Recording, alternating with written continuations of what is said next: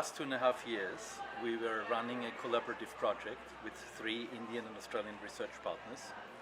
which results in a roadmap which we're tabling for the Indian government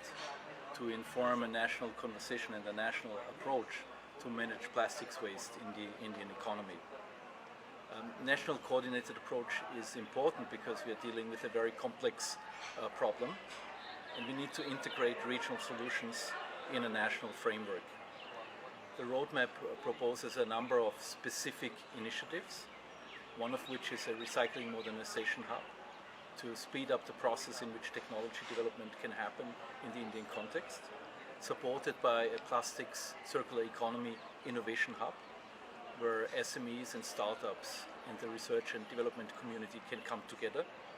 to experiment, to demonstrate, and to scale up and scale out, to develop the kind of novel approaches that you need to dealing with the plastics issue. We have been working with India since 2020 to address the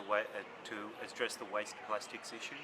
Globally, there are about 300 million tons of plastic products that go into waste, and only about 9% of that is recycled. And the points I was making in the workshop was just that this plastic can be seen as a waste product that goes to landfill and creates problems, enters our environment, enters our water streams, enters indeed the biosphere.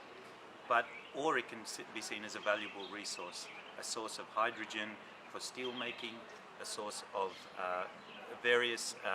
feedstocks to create other products. So Australia and India have been collaborating on this for a number of years, but we are just now starting to again ramp up that process. And in the context of synergies,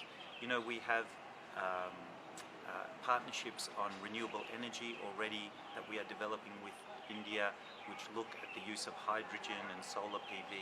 And in that context, there are already cutting-edge approaches emerging from Australian universities and researchers that use plastics in steel-making processes, that use plastics in the energy generation process. And so we want to see, I think, a genuine circular economy approach is really one where we don't look at these in terms of compartmentalized problems, but part of a broader approach to try and make our economies more attuned with the natural environment.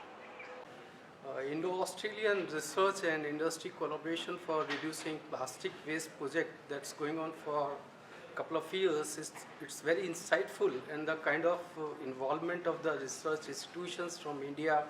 and Australia that has been commending.